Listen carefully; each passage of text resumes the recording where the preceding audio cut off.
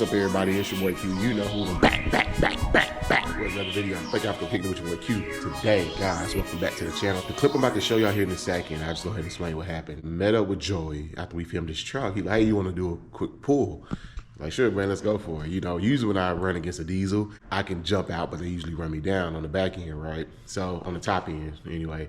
So we take off. I take off. I jump out, and next thing you know, man, my truck just goes and loses all power, goes into limp mode, check engine light flashing, and you'll see in the video here coming up, he just shoots by me. So literally, I'm pressing the gas pedal like there's no power or anything. I ain't gonna say it wouldn't. I ain't gonna say it wasn't power. It just wouldn't go, you know.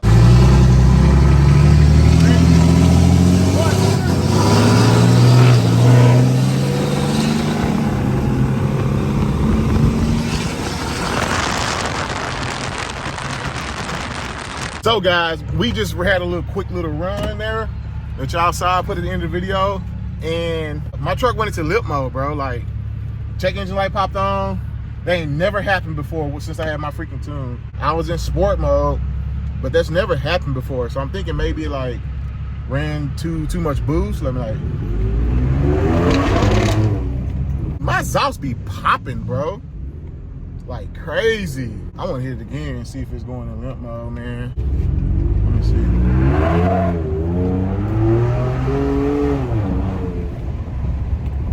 It's not going in there now. So we just pull over. I didn't shut the truck off, and the check engine light just went away.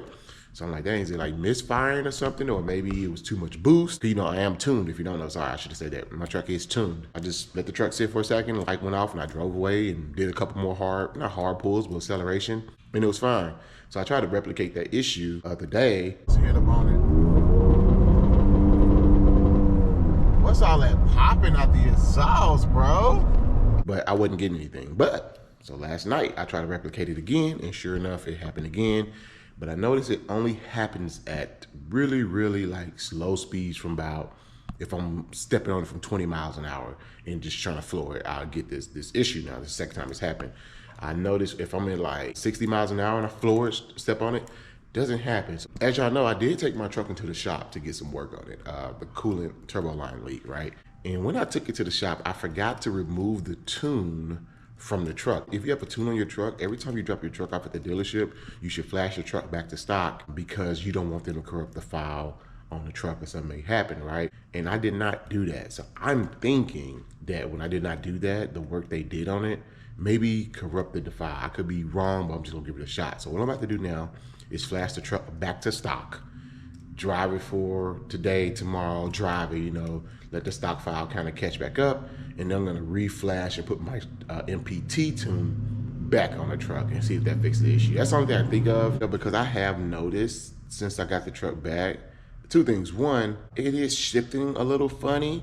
Number two, I'm getting like exhaust pops when I'm freaking accelerating. Like when I hit it, it pop, pop, pop, pop, pop, pop.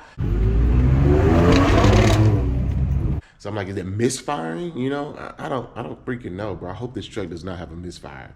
I know a lot of y'all finna come in the comments and scare the crap out of me with all y'all suggestions and what it may be, and it's gonna be like the worst thing possible, but it is what it is. I don't know. When I first put the exhaust on there, it was not doing that when I would take off. It wouldn't go pop, pop, pop, pop, pop. So very weird. Let's try to go ahead and flash it back to stock. I know a lot of y'all always ask me about this too. This is the device I use right here.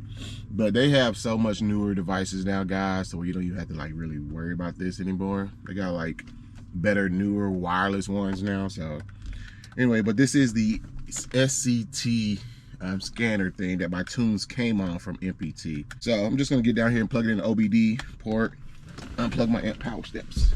Program vehicle, return to stock. There's an option when you hit that return to stock. You'll hit yes. So it's gonna tell you what to do. This may take some time, okay? It says turn the vehicle ignition to the on position, but do not start it. So we are on, turn it off. It's telling me what to do. Turn it on. So now it's doing this thing. Anyway, this process usually takes about, return to stock is pretty faster than loading the tune. Well, you load the tune, this takes about 10 minutes. If this does fix my issue, just please remember to take it back to stock anytime you take it to the dealer. That's the only thing about running the tune. Right now, it's preparing the processor. It's at 40%. So y'all can see there, It's doing its thing. A few moments later. All right, guys. So tune is all done. Flash now. What I'm gonna do, I'm just gonna drive it for a few days with the normal stock tune on the truck, kind of let it rewrite itself, and then we're going to go from there. But I want to show y'all this Corvette really quick. This thing is freaking nasty. Race car out there, boy. That thing is loud too. Go ahead and unplug this here. Unplug that. We're gonna put our power steps back. They're back in now. Hopefully, it should go up. Did I plug in the wrong one? There we go. Now go up. There we go. I do want to go ahead and update my device because once you load the MPT tune back, you always want to make sure the device is up to date before loading the tune back. So how the process works, every time you're ready to take a tune off, you have to return the truck to stock first. Once you return it to stock, you come here and plug your device and you update it. Once you update it, then and only then you can take it back and put the tune back on. We're gonna go ahead and automatically check for updates. And right here it says this device needs to update. So before you return to your vehicle and put the tune on, you need to update the device. And it should ask you, make sure you return to stock before doing so. It already asked me that earlier, so it didn't give me that option here this time. So yeah, now it's gonna go ahead and update the device. There's 2 of 311. So it's gonna take a little bit. I just wanna show y'all that quick behind the scene process of kind of how you offload and unload the tune. All right, guys, so since that last clip, get away from me, bruh. All right, guys, so I took the tune out the truck as y'all saw, and since then I have not had any issues with the truck at all. And I did run it pretty hard yesterday, filming for an event that y'all will see. So yeah, I really think the file got corrupted when the last time I took it to the shop. So it's very important that you take your truck back to stock if you're gonna be taking it to the dealership for service. So this is a 2015 XLT 3.5 Ecoboost. I didn't buy the truck in 2015. I bought it in 2018 with about 45,000 miles on it, roughly, a little less than that actually. And now it has about 90. So I put about 45, 47 on it myself. And also, you can see here, this is not a stock truck. I'm on a 6-inch lift with 37s on some 24 by 12-inch wheels. So it's a pretty big setup for this truck. And to be honest with you, the Ecoboost really does carry this setup like a champ. And I'm not even re-geared. I'm on stock gearing, and the truck performs pretty good. Not stock, of course, but it does perform well. Which leads me to my point with the Ecoboost engine, bro. The main thing I love about it, for one, is the performance of it, guys. I know it's a V6, I know it's a smaller displacement engine, but those turbos really do come in handy. I can move these 37s, excuse me, like it's nothing. I have raced a V6 Mopar guy, a kid. I feel bad for him because he had his girlfriend with him. I should have let him win, but I didn't. And I've gapped him in this truck, you know, when it was tuned, of course. So yeah, this truck, even though with this setup, it moves. Now I know guys with V8s with setups similar to this, and they said it's pretty sluggish. So that's the first thing I do love about the Ecoboost is the performance. The second thing is going to be the turbo noise. I know the V8 does sound good, and I go cap, love the sound of a V8. It's a bug on my camera. Hey, it's a fly, get off. Don't get me wrong, the V8 sounds amazing, but I do actually love the turbo noise that the Ecoboost put out.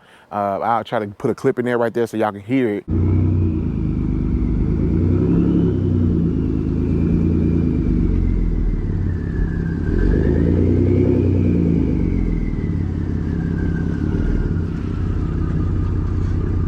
Now, to get that, it's not stock. I do have a full exhaust, cold air intake, and things of that nature on the truck to help with some of that sound you're hearing, along with the tune. A stock Ecoboost won't sound like this one does. So that's the second thing. The third thing is overall longevity, guys. There's a lot of people who have these engines, and I've seen many of you all comment on my video saying your Ecoboost has 200,000 miles, 300,000 miles. And of course that comes with some maintenance, don't get me wrong, but these Ecoboosts are very, very capable engines when it comes to longevity. It does come with a price though, right? And we all know that, which is why I'm making this video. Let's talk about some of the cons and things I've noticed with my Ecoboost. And I don't know if I mentioned this, I have now owned the truck for 5 years, so I got a pretty good idea about the truck. If you look up, it's getting pretty hot here in Texas. And the main thing I noticed in extreme heat temperatures and like 90 degrees, the truck gets very, very sluggish as opposed to cooler months. When it's cool outside, this truck, you can tell the difference. The truck just wants to take off, bro, I promise you. But in the summertime, it's like you really have to put your foot on the pedal like, okay, come on truck, let's go. You know, it just, those turbos don't like heat, tend to heat soak, and you can definitely feel the difference for sure. Now you can combat that. I do have a cold air intake. There's a plane.